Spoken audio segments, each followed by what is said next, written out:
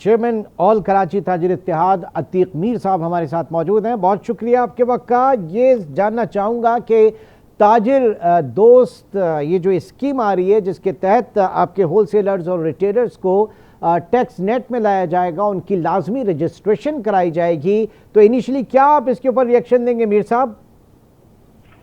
देखिए, ये अपने जो इब्तिदाई सद्दुखाल सामने आए हैं उसे देखते हुए तो मैं समझता हूँ कि ये एक ऐसा ये तखसीस का शिकार हो गया। ये सिस्टम जो भी लाया गया है इसे 6 शहरों में लागू किया गया, जिसमें लाहौर, कराची, कोयटा, इस्लामाबाद, पेशावर और रावलपिंडी है। तो मैं सवाल करता हूँ उन लोगों से जिन्होंने स्कीम बनाई है, तो क्या फैसलाबाद जैसा शहर ये कारोबारी नहीं है? इसका स्टेटस तो पेशावर से कहीं ज्यादा है। इसी तरह आप देखें, गुजरात है, सखर है, गुजरावाला है, सियालकोट है। क्या ये रावलपिंडी इनसे ज्यादा बड़ा माशी शहर है? ऐसा कारोबारी शहर है? ऐसा नहीं है। दूसरी बात, हमेशा तो आपको इसकी वजह क्या लग रही है? हो सकता है वहां से ये कह जाए कि जनाब ये फर्स्ट फेज है, आपको इसकी क्या वजह लग रही है? मेरा ख्याल है जिस तरीके से ये आप देखते हैं ना, ये जमींदारी पे, ज़राअत पे जो टैक्स इसलिए नहीं लगता कि ये तमाम लोग अंदर बैठे हुए हैं। इस तरह ये इन शहरों के शायद मजबूत लीडर्स होंगे जो मौजूदा हुकूमत से वाबस्ता हैं। यानी पॉलिटिकली कॉम्प्रोमाइज किया जा रहा है, आप ये कह रहे हैं? बिल्कुल ऐसा ही है, बिल्कुल ऐसे ही है। ये कुछ मखसूस सियासी लोगों के शहर हैं जिसकी वजह से इन्हें रिलीफ दी गई। सियालकोट है, ख्वाजा आसिफ का शहर है, इसी तरह दीगर शहर हैं। तो मैं कहता हूँ कि नहीं, लेकिन नेशनल कॉज के लिए तो ये सारी चीजें फिर ख्वाजा आसिफ भी चाहेंगे ना कि उनका शहर जो वो तरक्की करे, वहां पे डॉक्यूमेंटेशन हो।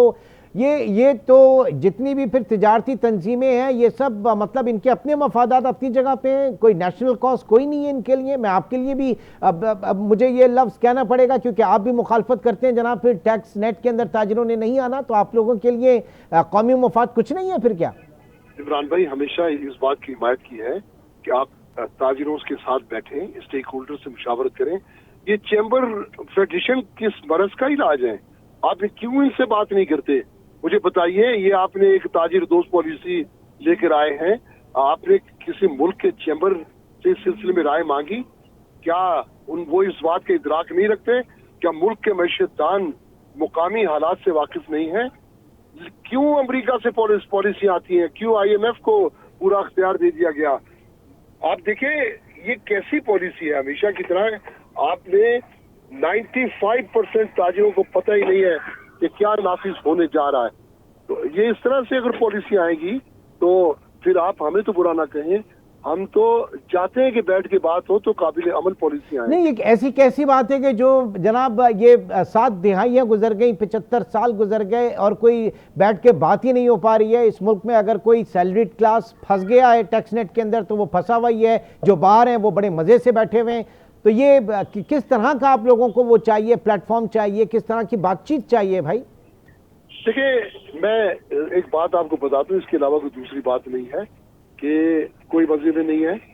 जो शख्स कारोबार नहीं करता वो भी मजे में नहीं है, जो करता है वो भी मजे में नहीं है। इसलिए कि टैक्स हर कोई दे रहा है, अपने हिस्से से ज्यादा दे रहा है। हम फाइलर नहीं बनते, क्योंकि फाइलर बन के लोग बहुत सारे वसूसों का शिकार होते हैं, उन्हें बहुत सारे खदशात होते हैं जो माजी में टैक्सेशन के अमले ने रवैया अख्तियार किया। लेकिन अतीक मीर साहब, ये बड़ा बुनियादी उसूल है कि अगर हर कोई टैक्स पे करे तो पाकिस्तान में टैक्स बेस बढ़ेगा, रादर के टैक्स रेट बढ़े। 18% GST दुनिया में कोई नहीं देता जो यहाँ पे वसूल किया जाता है। उसकी वजह यही है कि जिनको देना चाहिए इनकम टैक्स वो पे नहीं करते, इसलिए regressive tax in term of GST वसूल किया जा रहा है। देखिए, आपने एक बात बताई, ये GST जिन दुकानों पे इस वक्त GST ये इंटीग्रेशन मौजूद है, वहाँ हम देख रहे हैं कि सिर्फ वो एलीट क्लास ही जाती है, आम आदमी तो वहाँ से सौदा नहीं खरीदता। क्यों? इसलिए कि वही चीज दूसरे स्टोर्स में 18% कम में मौजूद है। तो ये डॉक्यूमेंटेशन अगर वाकई इसमें इखलास है तो फिर इसका तरीक़ाकार वज़ा करें, इसके लिए हालात हमवार करें, टैक्स रेट्स देखें, टैक्सों की शरह देखें, टैक्सों की तादाद देखें, उसके बाद यूटिलिटी बिल्स देखें, उनकी शरहें देखें, उनके रेट्स देखें। अच्छा, आप ये कहते हैं एसोसिएशन, टैक्स नहीं देते, ये मैं कहता हूं कलेक्टिवली लोग एसोसिएशन पूरे किस उस पे जा रही है? फिर क्या आपका एक रद्द-ए-अमल कह लूं, हिकमत अमली है इस ताजिर दोस्त स्कीम के हवाले से? देखिए, उजरत में जो चीज भी आएगी यकीनन वो नाकाम होगी। ये भी उजरत में बहुत सारी खामियां हैं, बताया तो जाता, पूछा तो जाता, राय तो दी जाती।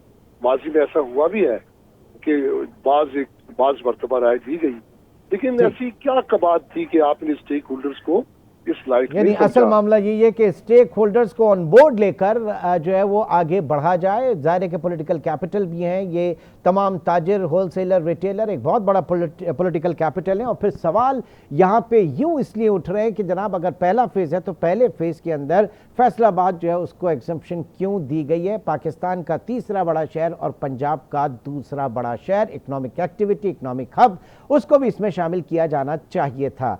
आज के प्रोग्राम में अजीज़ निश्तर और अतीक मीर हमारे साथ मौजूद रहे। आप दोनों का बहुत शुक्रिया।